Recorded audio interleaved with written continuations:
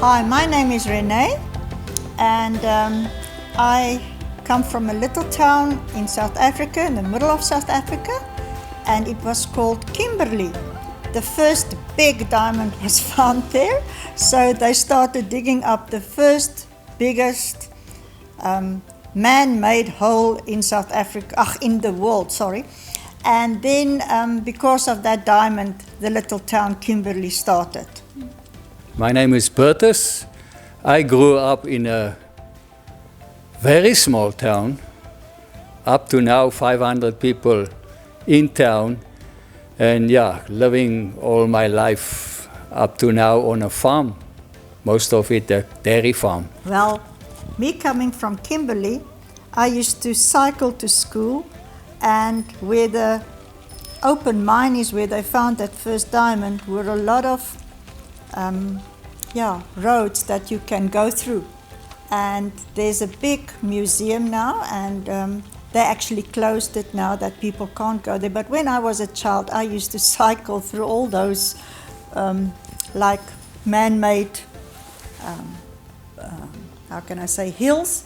I will cycle to school, and I had a very good childhood by playing outside and walking around and playing with like cowboys and crooks with my friends. So it was very safe, and it was just a good time to be a child. Growing up on a farm, I don't even think there's something else than a child being on a farm. So I start from very small, driving the tractors, milking cows, do whatever do. So, and a funny thing, if there's not anything to do on the farm, we usually make cement bricks, and then if you have nothing to do, you just repack the stacks of bricks for the fun. And even sometimes our hands were bleeding a little bit. You get blisters on your hand, just for the fun of it. Yeah, and if there's no fruit to eat, you start eating lemons, and that was it. When I was a kid, normally when you're in grade 11, if I remember correct, you got your call-up papers. Being a white guy, a white student, those days it was mandatory to go for military service. So I was in a technical school, really loved to work with my hands, and my main subject in technical school was motor mechanics. So when my call papers arrived, they put me at the technical corps in the military. Yeah, so military was a hard life, but being in a boarding school prepare us for the military, so it was just an extension of school or being in a boarding school.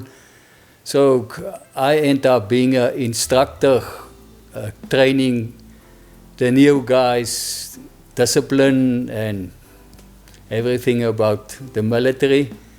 And at that stage, I don't know why I followed that route, because I was supposed to do recovery. You go into the war zone and you recover military vehicles that was shoot out or blown up by mines.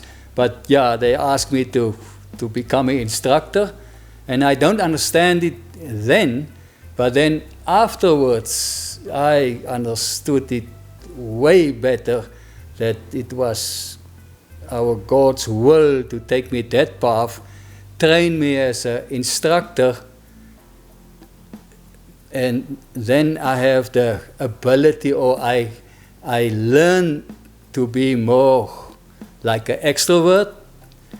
Being an instructor or a trainer, you stand in front of a class, and it was so funny those days. They have those huge TV cameras on you, and you do your thing, teach the soldiers, and then they play it back. And that was really a funny thing. So they taught me how to bring a lesson over and everything. And that really helped me in my later life, being on the farm, being part of a farmers union, being on the milk board or producers organization afterwards.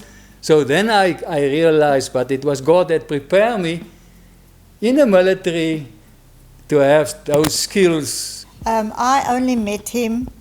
I finished school very young, and then I went to study, and I was part of a youth coming together once a week, and they wanted to make us leaders. So we went to a Christian camp, and he is 3 years older than me. So he was finished with the military and he was studying as well. So our college girls didn't have transport, so we were going with the agricultural college men. They will take us to the campsite. So they were leaders at their college and I was a leader at my college, and we were going on this camp to train. So he came with his, we call it a lorry, but it was just like an old Ford, what do you call that lorry? It was Thames trader, yeah. Thames trader lorry. Farm truck. Farm truck. So the farmers had all the trucks. They had the trucks and no canopies or anything. You sat at the back. You just sit like the animals on the back of the truck. So I was the only one that had a dress on, and he told me, listen, you can come and sit in front. So he helped me to get up and we sat. And then he forgot to take a spoon and a plate and whatever, so no cutlery. And then I had my porridge bowl and spoon, and I gave it to him. And my nickname was Smiley. And when we got to the campsite, we saw that we were in the same group. So then he was like in my group. He was actually very shy. And so we will eat together and do our group work together. But I didn't really like him that much. Somebody else took a liking in him. And then when we go to our dormitory, she will go on about this guy and how cute he is. And I think to myself, shame, poor thing. But in any case, I didn't really think he was that cute because he was really an introvert at that stage. And so then after the camp, I got in front again. He said I must sit there, and then he went and he took us home. And the agricultural college was outside of town. So he asked my telephone number, and at that stage, no cell phones, because that is now 40 years ago. We will have like a telephone box in the passage, and then he will phone me, but he didn't phone me. He came, that was the Sunday afternoon that he dropped us off. That Monday afternoon, I came from a wine tasting class, which I didn't like, but I had to do it in my course. So I was going for a little bit of a rest, and then they call me. There's somebody waiting for me in the sitting room or lounge. We were in like big hostels or places that the ladies stayed. And then I go down and I see here he is. So he said his friend came into town and he is doing, what do you call that, sport that you used to do? Whoa, no, yeah, it's difficult to translate that. We have a sport, it's not bicycles, it's like bicycle cars. So you actually lie down in the car at 4 wheels and you cycle. So we came in to, I think, repair that car, something like that. So He came and visited me. but it was just a reason to come and visit her. So yeah, and can I add to that? What happened was I have the farm truck with me because I went after my class in the afternoon. I went back to the farm, 2 hours drive. Then I will load potatoes or either onions, to go to the market. So then I took that load to the city, to the market at night. Came back in the night with the farm truck, parked it. So that go on whenever there's need to be transport. So, but when I have not a farm truck, I have a very small pickup truck. That was my transport. And I don't have any pocket money or extra money. So my dad filled that small truck with gas on the farm. And that gas was enough to go to my study place, and then I can go into town once, and then if I go back to the farm, I will just make it back to the farm. So no money to put in extra gas. So then I had to make a plan to visit her more often in town, and that was about 18 kilometers. So I bought an old second-hand bicycle. So then after class, I cycled to town, visit her, and then cycle back in the evening. So yeah, that was fun. And she chased me away 3 times. Yes, to be correct. Yeah, she said she don't like me. But I asked the Lord after military, when I went to agriculture school, that I really want a wife. And I know if I don't get a wife while I'm studying, the only girls available back home or in the country is teachers. And I don't want to say it very loudly, but I don't love school. So, so definitely not a teacher as a wife. And then I finished my first year, don't find a future wife in my first year, and then the beginning of the second year, I found this lady with the white dress, and I cannot really say when, but it was really not very long after I met her the first time. I know this is my future wife. Although she chased me away 3 times, I just kept visiting her in the afternoon, so yeah. So yes, we started dating, and after we dated, we got engaged, and then we got married, and we were on the farm for 4 years after we got married, and then we had a daughter, and then 3 years later we had a son. So we only have the 2 children. But the Lord was good. He really put him in my life because I needed somebody that was very stable, and I didn't come from a very stable background. And I think that's why I was also afraid of committing, and I didn't know how to handle conflict at all. So the Lord was good. He knew what I needed, but I didn't know at that stage, because a few times I said, I will never get married, because my framework from a marriage and from being in a house which was not always that stable, a lot of conflict, I just knew that I think I should just rather stay single. So the Lord knew what I needed, and He made him to persevere and to endure, and I can just give him all the honor and the glory that he really gave me somebody who was loving the Lord and who knew that he can provide the love and the security that I needed. So he knew ahead what I didn't know. So then we just, we were taking it day by day and just relied on him, because we knew that he is our anchor and he will be with us, and he is now the focus point of our marriage. I can just add to it. I got saved at the age of 14 years on a similar as we have it here in Canada, a Bible camp. We have it a different name, but it's almost the same thing.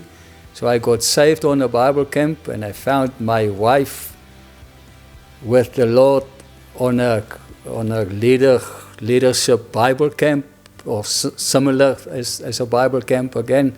So I have a very soft spot for Bible camps, and it is so good to learn that so many kids go to Bible camp here in Canada. So yeah, it's really a thing close to my heart. Yeah, we got married 1986.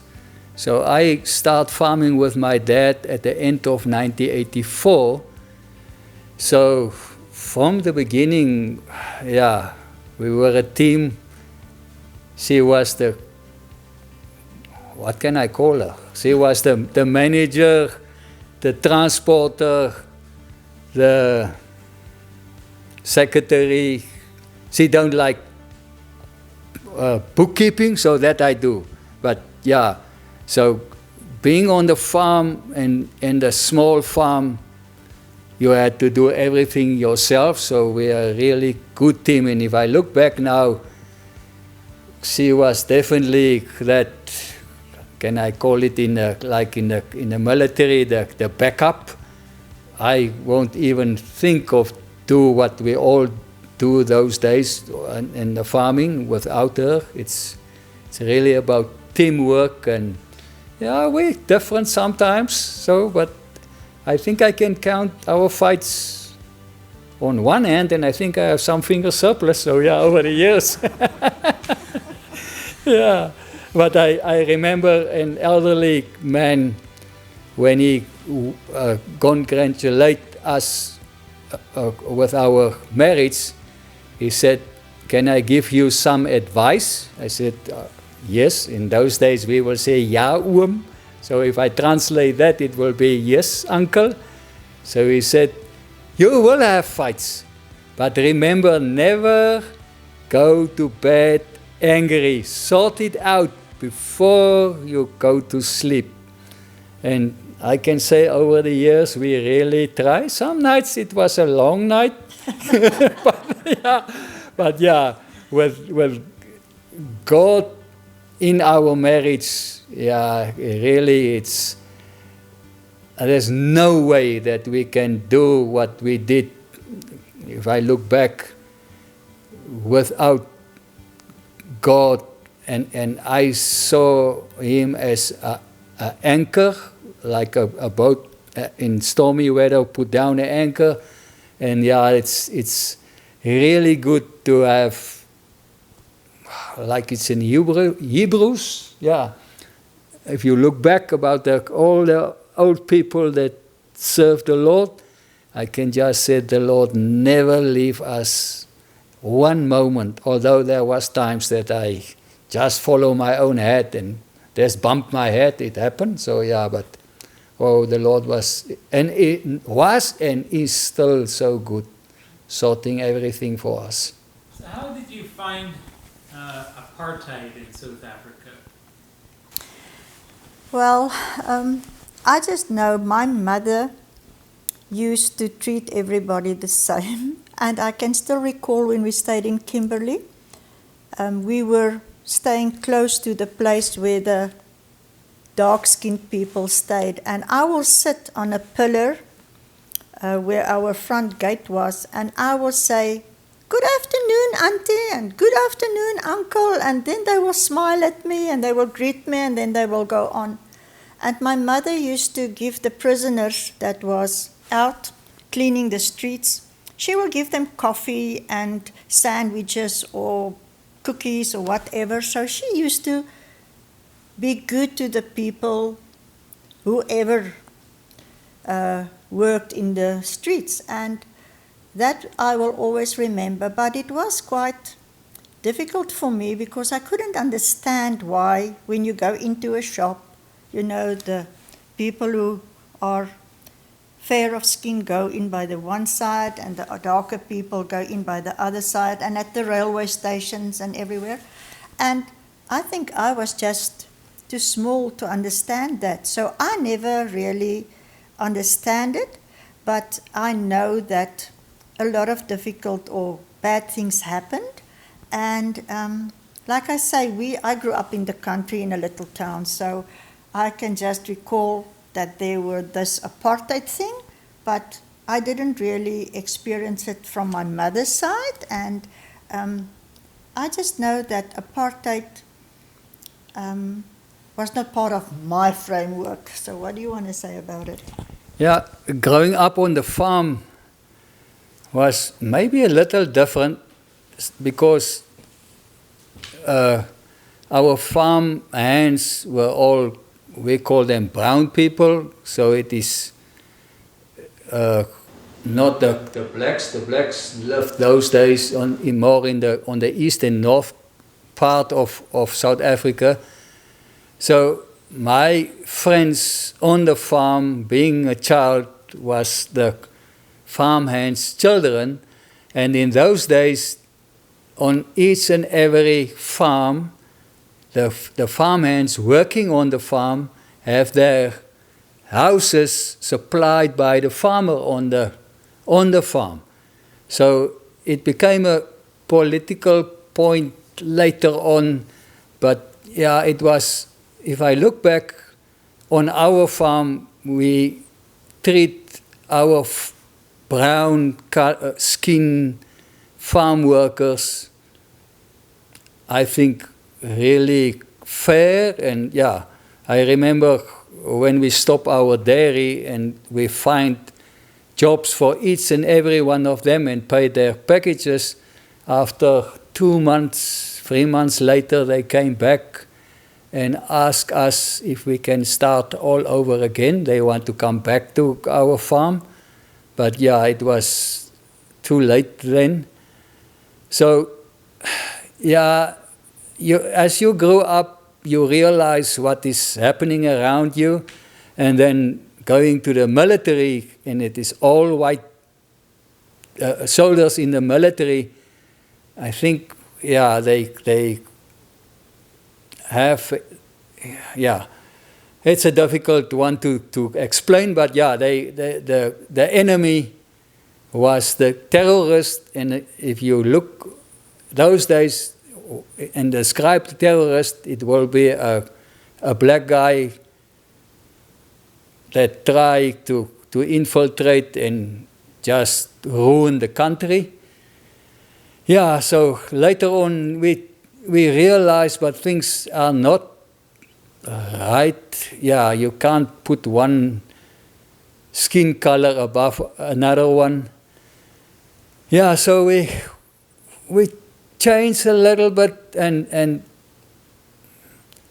we end up with the church on our farm, and the thought of have the church on the farm start with a brown skin pastor come and have a service on the farm. And if I look back now, I will call him my closest brother. That guy, Pastor Johnny Tromp. And then we decided to leave our church at that stage, so we resigned as members, and then we started this church on the farm, and it was only the two of us, white skin, in that church. Most of the people attend our church was brown skin, and a few blacks. There was only a few blacks around, and they were mostly the guys who do the dairies. Yeah, and we have really a passionate, is that the word? I'm not so sure, yeah, for the broken people. So yeah, we have that church on the farm for 25 years. We sold the farm, and I asked the new owner, what will he do with the church? Yeah, then COVID came, and then after that, the church never opened on the farm, so the guys moved the stuff that we left behind of the church to a next farm. So the church is still going on, but now not on that particular farm. It's a little bit hard, but it's okay. At least it's still going on, and we have those days retired pastors come on for a service on a Sunday. We have lay preachers coming to our farm, and whoa, so many people attend our services and got saved, and that is the thing for us, that we supply a building or the whatever you need to have a service, and people got saved on our farm. That was for us the reward. Yeah. So, and yeah, we still have contact with some of them after now how many years. So yeah, it was good. I also became like a volunteer at a rehab that they had in this little town, and they had the rehab in the old hotel. So I mingled with gangsters and prostitutes and all the people who were actually rejected everywhere, and they came for help. So they didn't understand why we resigned from the church, because that church was like the Church of South Africa in those days. And reaching out to these broken people, I just know if the Lord came to visit that little town, then he would have stopped by the rehab for sure, because the ones that needed Jesus the most were there, and he came for the ones that is lost and rejected. So I think that was maybe the reason they didn't understand why will we mingle, who own a farm, with those kind of people. And I just knew that we can make a difference in their lives. If they have a good week of behavior, they can put their name on a list, and then I will go and fetch them with a truck, and I will load as many as can get in, even if they sit on each other's laps. And then I will take them out to the farm, and after church I will give them coffee with foam and some cookies or cake or whatever the case may be, and then I will take them back. But they knew we had rules. No cigarettes, no smoking, no drinking, no nothing. So they had to be without their smokes and their whatever they wanted for 3-4 hours, and then I take them back. So we had rules and we were strict, and that was part of letting them adjust back into life again, because you need to trust people. So that was part of us doing what we did, is to help people and to guide people and to make them feel loved, and to just let them know that although they have done wrong things in the past, I didn't really want to know their stories, but obviously I knew some of their stories because they shared it with me. I just told them, you know what? I don't care about your past and what you did wrong. I would just like you now to make a choice for the Lord, and we work on that you can go to heaven, because you need to build a relationship with Jesus. And a lot of them never had the example from where they came from, because they stayed in alleys and they stayed under the bridge. And I always said, if your mother is a prostitute, you don't have any other framework than being part of the prostitutes. And being in prison, all of those people's framework were those that they grew up with gangsters, and that's all they knew. So now we really give them a chance to become better people and change their lives. And I always just ask the Lord for wisdom and guidance, because guidance stands for God, you, and I dance. So I will teach them how to dance with God. And I just always had this love for broken people. And at the end of the day, we are all broken in some kind of a way. And the Lord uses people to help people to get restored. It's like an old piece of furniture, a lot of people throw out furniture if it's not worth anything for them anymore, because it's got scratches and dents and things. And I just know, just like a piece of furniture, you can sand it and you can revamp it and then it looks like new. You maybe put some new furnace on, or you just put some paint on and then it looks good again. So that's with people as well. I mean, we are all usable, and I did pottery, and I know that being a potter is like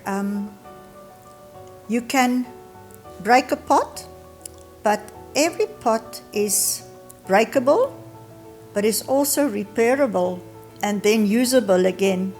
And I know the Japanese people used gold to mend their pots, so then it looks better than it used to look. So it was just like God is the potter and we are his clay, and he will form us and he will mold us. And that's what I used to tell them. I will do pottery with them, and then I will tell them, listen, there's no mistake. We are all different and we are unique, and we must just do what we can with what we've got. So I will let them make their pots, and then I will tell them, nobody else can make a pot like you do, and it doesn't matter.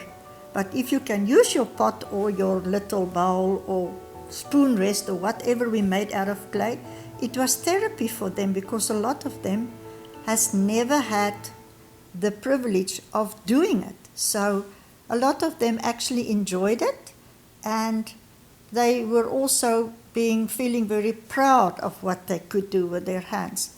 So that is what we actually did with them. And a lot of them, it is just like I still have contact with them, and I really just thank the Lord that we were available to help those people. Some died, and some that's still alive really goes on serving him and loving him and helping others who are in addiction to also come into being saved and have a new life. So what brought you to Canada? Well, our children told us that they prayed about having a family in South Africa, and then the Lord showed them they should not, and then they decided they will immigrate. So he opened doors for them, and then we knew that we can sell our farm.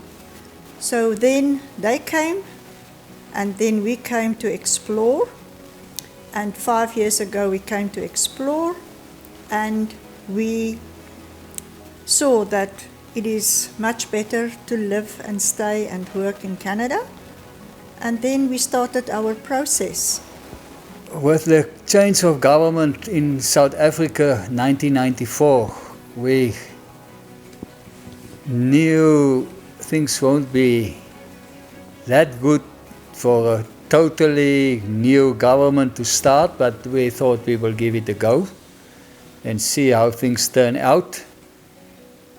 Yeah, and there were fellow South Africans that leave right away and said they don't want to live under a new government. And then for us being in the military and fighting against terrorists way back, and then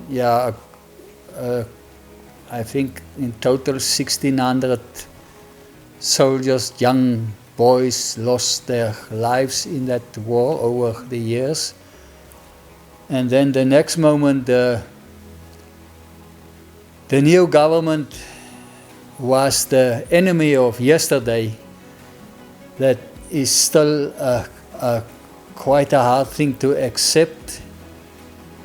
And we thought, okay, we will give it a go and see where things can turn out for the better. There was threats of a civil war those days, but that didn't happen, so we thought, okay, let's give it a try and see how it works out.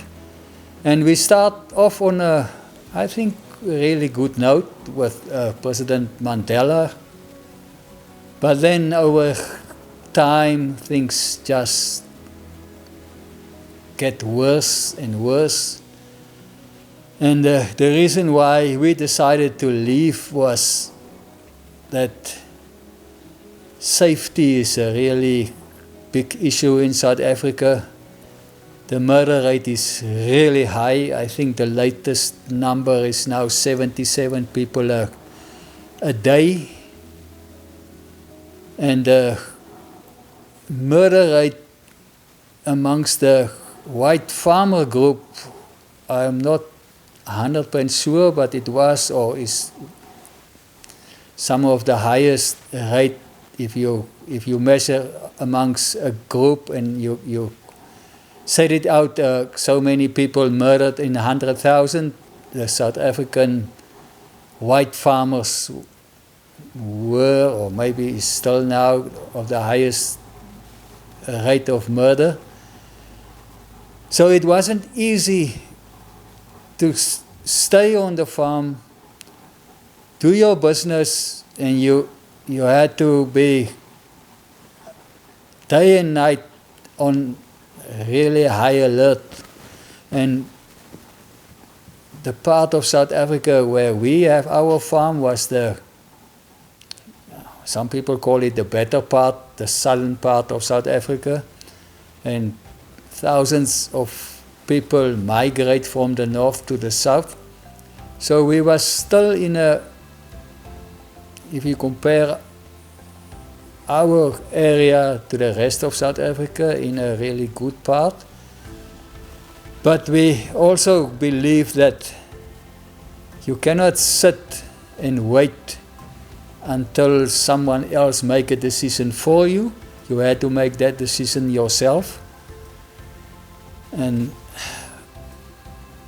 with that, we decided, okay, then it is time to leave. And I'm not really into the history, but our forefathers was from France, and they fled because of their faith in the 1700s, if my history is not good.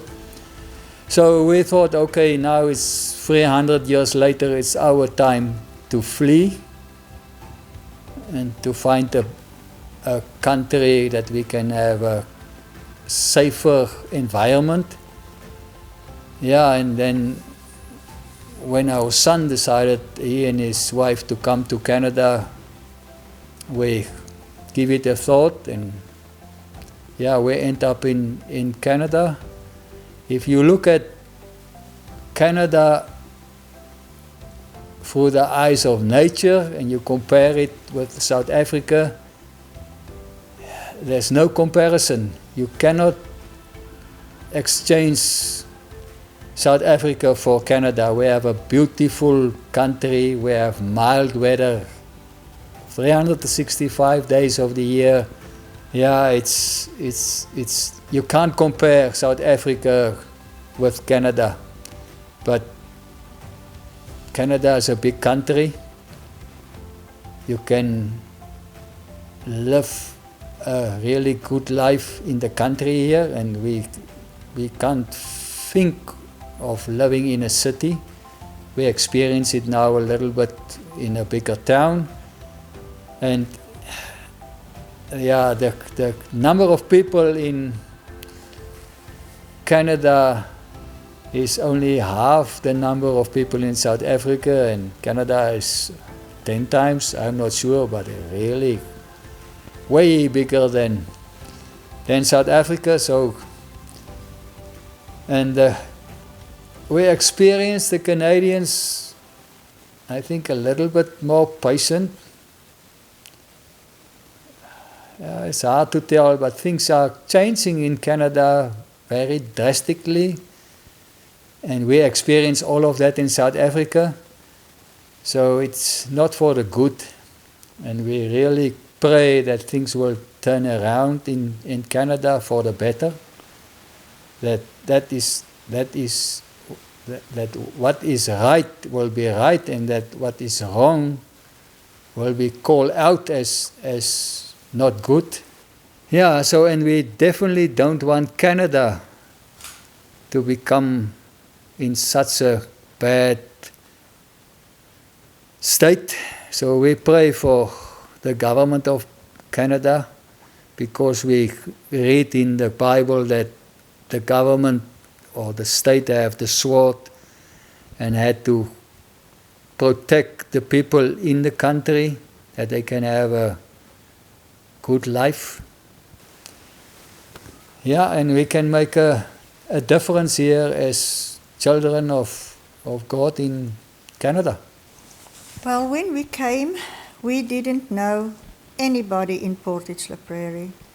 We just knew the Lord. And we came with our little car with 6 suitcases and the bicycle that he bought. And we came here to work on a farm. And when we went to town, I experienced the same that I experienced in South Africa. A lot of people on the street, being drug addicts, just wandering around. And I could see death in their eyes and how lost they are. And I thought to myself, wow, lots of work. But we can only change people when we build relationships. And I just started talking to people, and we were just like communicating with people wherever we went. And I always have fudge in my bag. And then I will give them fudge. If they ask me money, then I will say, well, I will give you fudge. It's something sweet. And then I start to talk to them. And then when I start to talk to them, then I hear their hearts, and I hear that they have been hurt so much. And people who are hurt usually hurt other people. So we need to help people to be healed. And you don't do that on the street in 2 minutes or 5 minutes that you have a conversation. You need to build a relationship, and you need to make them feel worth something. And then I did a course, and I volunteered at the pregnancy center and got to know some of the girls there and their children. And it is just like such a rewarding feeling that I have when somebody comes in broken and sad and just want to do things to harm them more than they are harmed. And then you have a conversation with them, and you love them, and you have compassion, because I think we need to have a lot of compassion with people, because if you don't know their story and their background, then you can't actually judge them. And we are not here to judge, we are here to love. So I can just say that it is like such a blessing to me to see when you make a difference in somebody's life. And it's not because we are good, it is just because we have the love of Jesus in our hearts. And it's only His love that can make us love other people. And I know when you love people, they feel good. If you show an interest in them, and if you make them feel worth something, they open up, and then they actually talk to you and share their story. And when they do that, then you can see where the root is. What is the reason for how they operate? And at the end of all of this, I just know that we can help people by just listening to their stories and loving them. And if you do that, you can change the world. We can't always change people, but the Lord changes them. We can just be His hands and feet and ears. And by just doing ordinary things, taking them out for coffee. The one day I took a lady for coffee, and I thought I'm taking her out, and then she paid for my coffee, and I felt so ashamed of myself because, I was thinking I'm now being very kind. I'm taking her out, and then she takes the bill and she pays. And I think to myself, you have not arrived yet. The Lord will always surprise you. So I just know being available for people and telling them, you can contact me on my number. And if I can't answer at that stage or that moment because I'm busy or I'm in a meeting or I'm just not available, I will come back to you. Just that. I had a lady this morning, and she said when she gave me her number, she didn't think I will contact her. She said she was so surprised when I did text her and we made a coffee date. She said because she knew she can't trust people, and people don't do what they say they will do. And here I come, and I really just took the wind out of her sails because she thought I'm not going to do it. So yes, just being available and just being kind and treating people the way I want to be treated. Being friendly and having joy. We had a lot of challenges, but I know every time that I felt I can't do it anymore, I'm going back to South Africa, the Lord will come and He will take me out of the apartment, and He will let me meet somebody who has really a bad journey that they're going through, and then it takes the focus off myself, and then I interact with them and I listen to their story, and I come home so blessed that I am so blessed. So that was just one of the things that I used to do. If I couldn't go on anymore, I will go out and then do something, and then I come back blessed.